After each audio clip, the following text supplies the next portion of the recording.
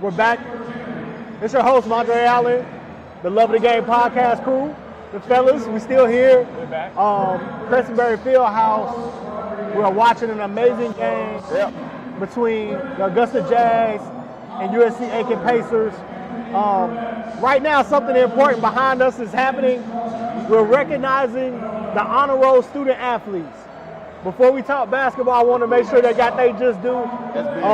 Any young players watching, taking care of your grades, get you to college, taking care of your grades after you get there, get your degree. Academics matters. Academics all first. the way through, at Your every degree level. will never stop bouncing. No doubt. It's not going anywhere. The basketball is going to stop bouncing at some point. You're a student first, student athlete. After all of the sprints that you run, after all the suicides, all the sweat, all the injuries, you want to look up above that fireplace and see that degree. So congratulations to all those student athletes. Fellas, we got a heck of a game. Great game. Back and forth, action. Understanding that college just plays halves, you can almost split, though, the first half into two segments, right? Like a tale of two cities. USC Aiken jumped out early. Really early, yeah. Hit maybe their first 5 or 6 shots. They were hot. Right. Augusta tried to rally back. Tayshawn Crawford, big on the inside early. I mean, he's 4 for 5 from the field, and I feel like he got all 4 of those buckets maybe in the first 2 minutes of the game. Two feet away from the paint, from the basket, too. So he's getting it done. Then we seen some adjustments take place. Dip goes into the bag of Magic Tricks, right?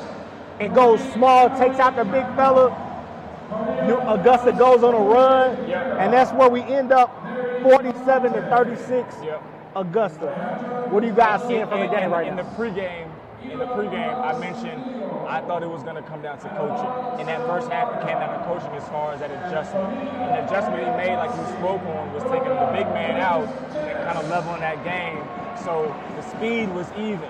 And then as you saw, the tempo picked up, their point guard and their 2 guards had to get involved. They were running off the screens, and they really got up and down. And at that point, they started to put their foot on the gas to get that lead. So I think Tayshawn Crawford starting off, he did a great job.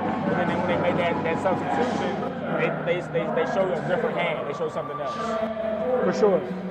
Well, what I liked at the start, beginning of the game, so like I said, USC Aiken came out, on fire, knocking down a lot of shots. And I think Gus Rowland, the point guard, I think he played a big role. I really love his game, how he's pushing the ball up tempo. He's ended up the court. He's hitting the right guys and different things like that. So I feel like he played a big role with that role. And also, the guy we didn't even mention in the pregame show, number 23, Dean.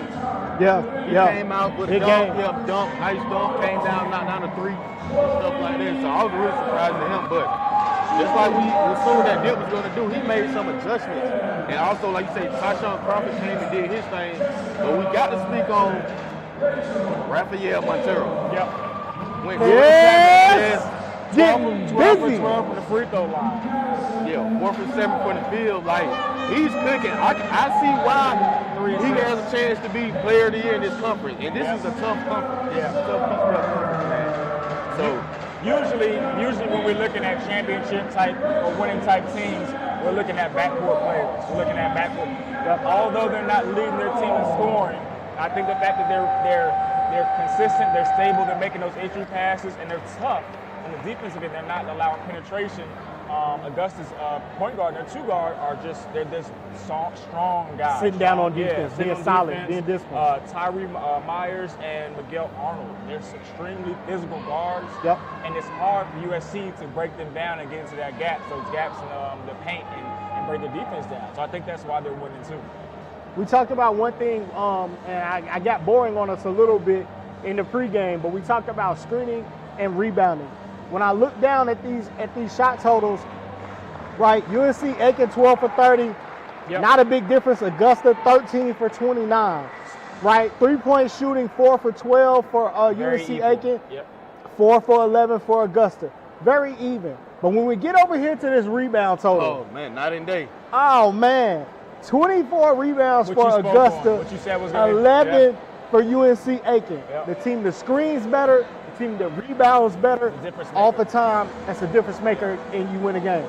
Now, it also helps to have a guy that can give it to you however you want it. Yeah. Rafael Montero giving you buckets however you want it. And the amazing thing is, he's just getting to his spots. He's 100%. hitting the open jumper.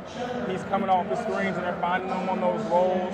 He's not necessarily wowing you with athleticism, but he's knocking those shots down and he knows how to get to the free throw line and he's converting at the free throw line. So a high IQ player is making them pay. Getting it done in the low post against bigger, athletic, more athletic players. Footwork is incredible. Like he gets it down there, he can feel your body, and whichever way you give him, turn, pivot, boom, quick finish. He getting it done. He's sticking to his strength. Yeah. He knows what he's good at. Like you mentioned, Bryce. He knows he's not athletic. Yeah. So he's not trying to wow you. Kind of has an older man type of game, but he's getting it done. This is what we talk about all the time, though, fellas. There's a difference between some of the guys that people ooh and ah and drool over that look like good basketball players versus dudes that really know how to hoop. Rafael Montero knows how to hoop. He knows how to play. Yeah. And that's a great point because even in the warm-ups, I'm like, whoa, they're big. But you can see it doesn't necessarily matter because he knows how to play the game. Guys, what do you think that we're going to start to see in the second half? Y'all think we're going to see any other adjustments? Bryce, USC Aiken tried to do what you mentioned. They tried to throw that press on, had some success, but then Augusta answered by going small. What do you think they do in the second half? The main way that USC Aiken can get back into this game, point blank period, they got to make shots. And I think that's going to start with number 23. He started off really well with some offensive putbacks and some dunks. But as it turned into a half-court game, half-court sets, they weren't knocking him down. He's got to hit shots in order to help his team get back into the game, period. So I think they got to run him off some screens and some sets and see if they can get him going. And it's going to be hard for them to get into transition when you're not rebounding the ball well. Yeah. Right. They playing pretty good defense, but when you give up second and third chance opportunities, you don't rebound the ball well, the second chance points are 11-2 in favor for Augusta. That's going to become a problem. Yeah, Augusta has 8 offensive rebounds to USC Aiken's 3. So the great thing about USC Aiken's point guard is he's looking for him. They just got to knock it down. They got to knock down. Got to knock it down. Beat set and knock it down. I think if they knock down a few of these jumpers, they'll be right back into the game. We'll see something, closer to what we expected. 10-point game, as you know, 20-minute halves.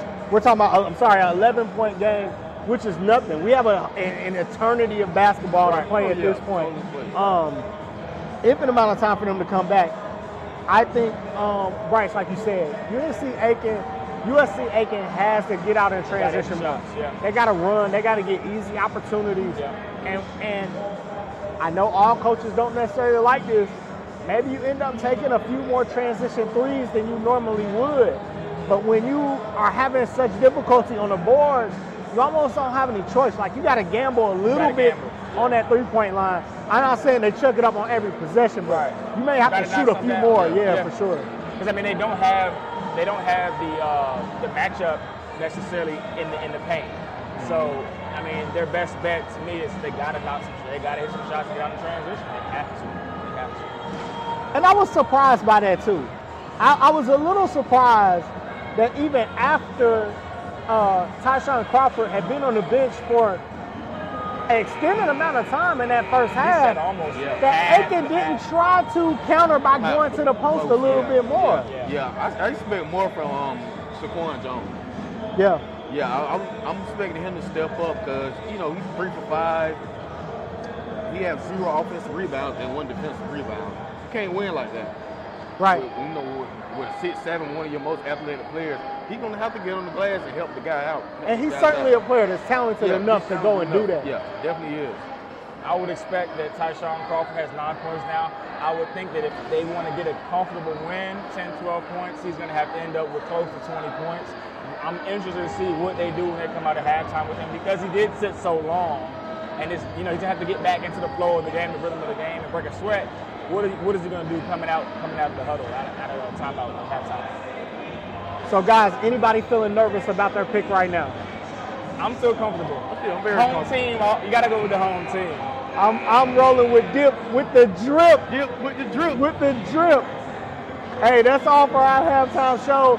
Definitely keep it locked. We'll be back post-game. Let's send it over to Chad Cooks and our broadcast team. We're out.